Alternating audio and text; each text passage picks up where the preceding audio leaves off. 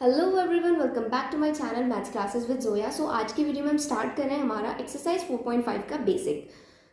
जैसे कि आप जानते हैं, इससे जस्ट प्रीवियस वीडियो में हमने अपनी एक्सरसाइज 4.4 अच्छे से कंप्लीट की है और 4.4 में हमने बहुत सारी नई चीज़ें सीखी हैं, like what is minor, what is को फैक्टर्स, और आप को फैक्टर की हेल्प से किसी डिटर्मिनेंट को की वैल्यू कैसे फाइंड आउट कर सकते हैं। सो आई जस्ट होप आपने वो वीडियोज़ अच्छे से देखी होंगी, क्योंकि मैथ्स में गाइज क्या होता है, अगर आप 4.5 पे जंप डायरेक्टली जब आप करेंगे तो वो चीज़ आपको नहीं समझ आएगी। 4.5 कहीं ना कहीं 4.4 से कनेक्टेड होती है, 4.4 कहीं ना कहीं 4.3 से कनेक्टेड रहती है। सो जस्ट आप इसको लाइन वाइज वीडियोस देखते हुए चलेंगे तो आपके लिए भी बहुत इजी होगा और आपको अच्छे से समझ भी आएगा।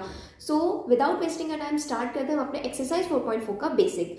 सो एक्सरसाइज 4.5 जो है वो उसका बेसिक किस चीज़ के ऊपर डिपेंड करता है? This is the term adjoint. Now question mind में आता है, व्हाट इज एडजॉइंट। अभी तक तो हमने माइनर्स पढ़े हैं, कोफैक्टर्स पढ़े हैं, तो गाइस डरने की बिल्कुल भी बात नहीं है।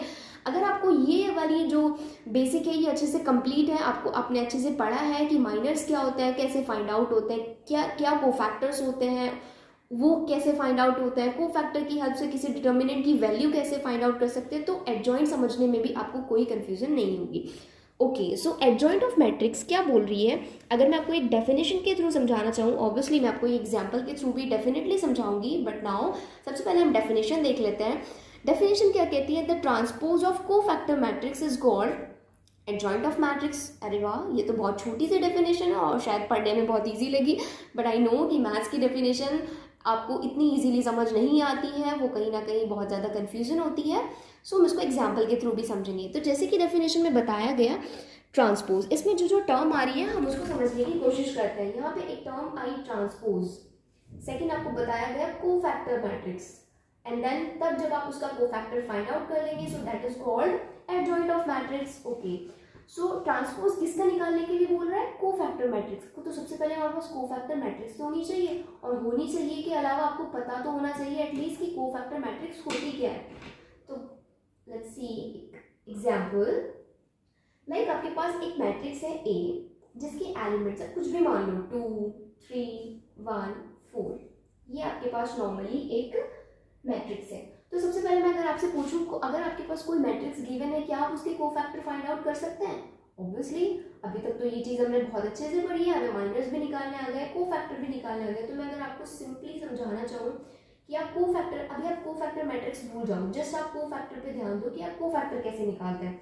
लाइक 2, 3, 1, 4, भैया हमें पता है कि अगर हम जो ये डायगनली एलिमेंट्स होते हैं इनको आपस में इंटरचेंज कर देते हैं, 4 की जगह 2, 2 की जगह 4, एंड 3 एंड 1 ये भी डायगनली एलिमेंट्स हैं, इनको भी आपस में इंटरचेंज कर देता है तो माइनस आ जाता है। यस गाइस, कोफैक्टर्स नहीं, माइनर्स।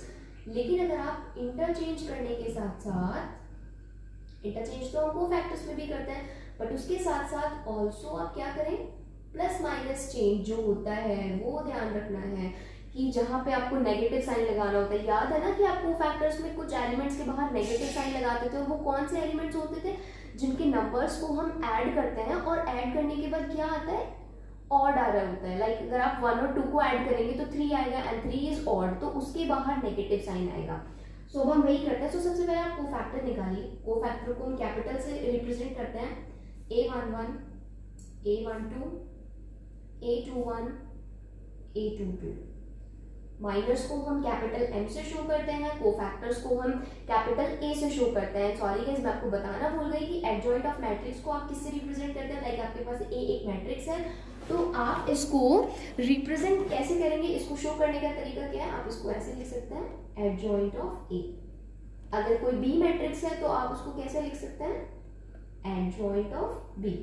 राइट, तो यहाँ तक तो आपको समझ आई होगी। सबसे पहले हम कोफैक्टर्स निकालते हैं। सो A11 का कोफैक्टर हो जाएगा 4, A12 का कोफैक्टर यानी इसका 1। लेकिन क्या खाली 1 होगा? नहीं गाइस, जब आप 1 और 2 को ऐड करेंगे तो क्या आएगा? 3, 3 इज ऑड, तो यानी इट मींस यहाँ पे आएगा एक नेगेटिव साइन। A21 यानी इस 1 का कोफैक्टर क्या होगा? 3। क्या खाली 3 होगा? नहीं, 2 और 1 को आप ऐड करोगे तो 3, एंड अगेन 3 इज ऑड, तो इसके बाद भी आएगा एक नेगेटिव साइन। 2, 2, 2, 2 के लिए यानी इसका कोफैक्टर क्या होगा? 2, और क्योंकि 2, 2 को आप ऐड करोगे तो 4 हो जाएगा, 4 इज इवन, तो कोई नेगेटिव साइन बाहर नहीं आएगा। सो यहाँ तक तो हमने 4.4 में भी सीखा था कि आप कोफैक्टर्स कैसे निकालते हैं, बट इसने यहाँ पे बोला कोफैक्टर मैट्रिक्स को, तो घबराने की तो बिल्कुल भी जरूरत नहीं है। कोफैक्टर मैट्रिक्स क्या है, जो आपने कोफैक्टर निकाल लिए हैं आप उसको एक मैट्रिक्स में बंद कर दीजिए, that is called cofactor matrix, simple. A11, अब बच्चे को पता है कि A11 की जगह क्या होती है, ये A12 की जगह क्या होती है, ये A21 एंड सिमिलरली A22। तो बस यहाँ पे आपको वैल्यूज रख देनी है, ये आपका बन जाएगा कोफैक्टर मैट्रिक्स, यानी 4 -1 -3 एंड दैट इज 2। सो ये हो गई आपकी cofactor matrix. Okay, cofactor matrix, but उसने क्या बोला डेफिनेशन में कि ट्रांसपोज ऑफ कोफैक्टर मैट्रिक्स। तो चलो आपके पास एक टर्म तो आ गई, ट्रांसपोज ऑफ कोफैक्टर्स आपके पास आ गया। नाउ व्हाट इज ट्रांसपोज, भूलना नहीं है गाइस, अब मैट्रिक्स में डिटर्मिनेंट्स में ये चीजें पढ़ के आ रहे हैं तो आपको इनको भूलना नहीं है। Now what is the transpose, simple है, अगर आप रो को कॉलम में इंटरचेंज कर देते हैं या कॉलम को रो में इंटरचेंज करते हैं, so that is called transpose. Like आपके पास ये 2 और 3 है, मैं अगर इसका ट्रांसपोज निकालना चाहूँ, ए ट्रांसपोज को सबसे पहले डिनोट करने का तरीका ये होता है, इसकी रो यानी फर्स्ट रो इसकी क्या है 2 और 3, और मैं इसको बना रही हूँ कॉलम 2 3, सिमिलरली 1 4, ये है सेकंड रो और मैं इसको बना रही हूँ कॉलम यानी 1 4। आप कुछ भी बोलो, कॉलम को इंटरचेंज करो रो में या रो को इंटरचेंज करो कॉलम में, तो यही आपका ट्रांसपोज हो जाता है। यानी आप क्या कर रहे हो, रो इंटरचेंज कॉलम। ओके, सो जब आप इसको करेंगे, जैसे ही आप इसका ट्रांसपोज निकालेंगे, वही जो ट्रांसपोज वाली मैट्रिक्स आएगी वही आपकी एडजॉइंट ऑफ मैट्रिक्स कहलाती है। नाउ एडजॉइंट ऑफ मैट्रिक्स को हम रिप्रेजेंट करेंगे एडजॉइंट ऑफ ए, और अब हम इस ए का यानी जो आपने निकाली कोफैक्टर मैट्रिक्स, उसकी आप क्या करोगे, उसका ट्रांसपोज फाइंड करोगे। हम ट्रांसपोज फाइंड कर देते हैं,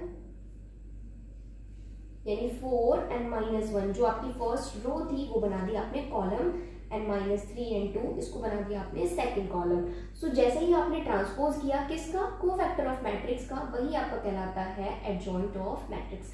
आई जस्ट होप आपको ये छोटा सा इंटरेस्टिंग टॉपिक अच्छे से समझ आया होगा, but if you have any doubt you can ask me in the comment section.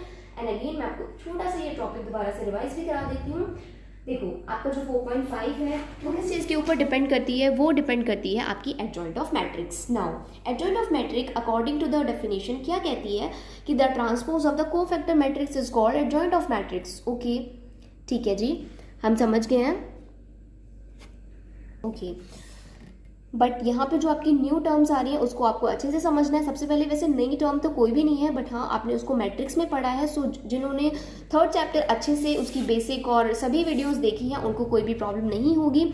तो कोफैक्टर मैट्रिक्स अभी हमने 4.4 में माइनस और कोफैक्टर्स अच्छे से पढ़े ही हैं। यहाँ पे आपने देखना है कोफैक्टर मैट्रिक्स सिंपल है, आपने जिस कोफैक्टर निकालना है आपने फाइंड आउट कर लिए, उन कोफैक्टर को आप जैसे ही एक बॉक्स में बंद कर देते हैं तो that is called cofactor matrix, simple. Now उसने बोला है कोफैक्टर मैट्रिक्स का ट्रांसपोज निकालना है ना, what is the transpose, transpose तो आपको पता है ना कि अगर आप रो को कॉलम में इंटरचेंज कर देते हैं सो दैट इज कॉल्ड क्या हो जाती है आपकी, वो ट्रांसपोज हो जाता है। तो उसने यही बोला कि जैसे ही आप कोफैक्टर मैट्रिक्स का ट्रांसपोज फाइंड करते हैं वही आपकी निकल जाती है adjoint of matrix. I just hope आपको ये वाला टॉपिक बहुत अच्छे से क्लियर हुआ होगा। तो अब हम देखते हैं थोड़ा सा आगे का बेसिक। ओके, सो अब हम देखते हैं थोड़ा सा आगे का बेसिक। तो ये क्या कह रहा है, इनवर्स ऑफ मैट्रिक्स। अरे ये तो हमें कहीं ना कहीं सुना हुआ लग रहा है। ऑब्वियसली हमने मैट्रिक्स चैप्टर में कि किसी मैट्रिक्स का इन्वर्स कैसे फाइंड आउट करता है ये हमने बहुत अच्छे से सीखा है, और आई जस्ट होप आपको याद भी होगा कैसे निकालते थे, A = IA, रो ऑपरेशन और कॉलम ऑपरेशन था, राइट, याद आया थोड़ा थोड़ा। सो वहाँ पे आप मैट्रिक्स चैप्टर पढ़ रहे थे, वहाँ आपने कंप्लीटली मैट्रिक्स को यूज़ करके सीखा था कि आप इन्वर्स कैसे फाइंड आउट कर सकते हैं। बट नाउ यहाँ पे आप डिटर्मिनेंट चैप्टर पढ़ रहे हैं, तो ऑब्वियसली इस A इन्वर्स को निकालने में कहीं ना कहीं डिटर्मिनेंट का हाथ तो ज़रूर होगा भैया, ऑब्वियसली होगा, क्योंकि आप पढ़ रहे हैं डिटर्मिनेंट चैप्टर। अब डिटर्मिनेंट चैप्टर में ये इन्वर्स तो हम फाइंड आउट करेंगे, लेकिन with the help of determinant, with the help of adjoint. Adjoint भी एक डिटर्मिनेंट का पार्ट है, और डिटर्मिनेंट कैसे फाइंड आउट करता है ये तो आपको पता ही है।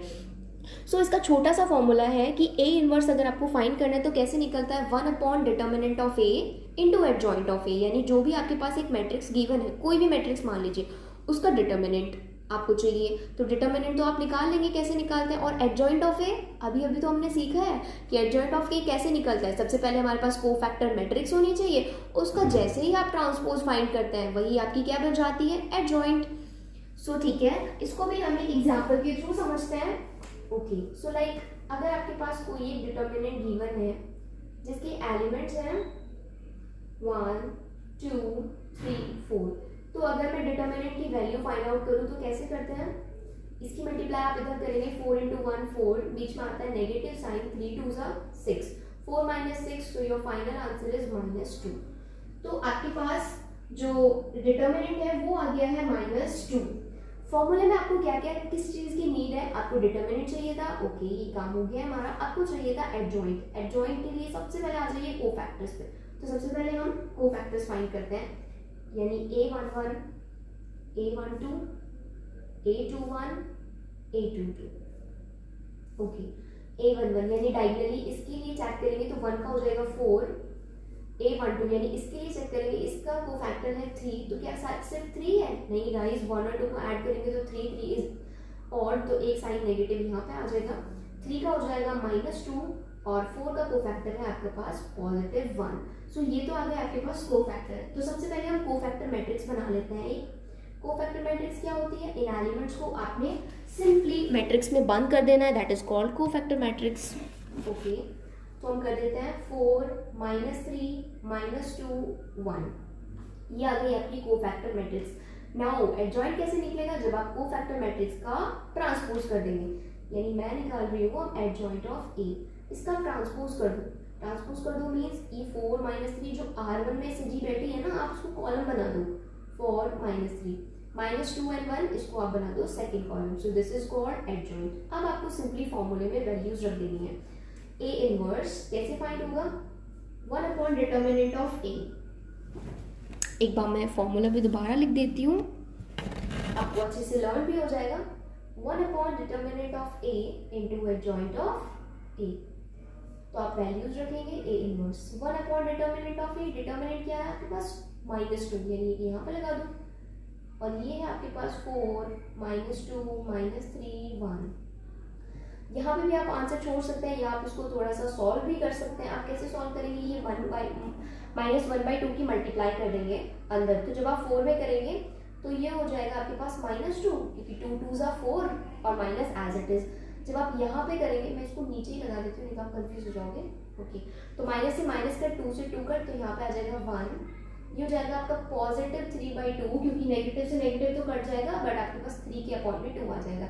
एंड सिमिलरली ये हो जाएगा -1/2। सो ये आ गया आपका ए इनवर्स। आई नो मैं डेफिनेटली बोल सकती हूँ कि आपको ये वाला तरीका इजी लगा होगा, क्योंकि वहाँ पे बहुत सारा झमेला था।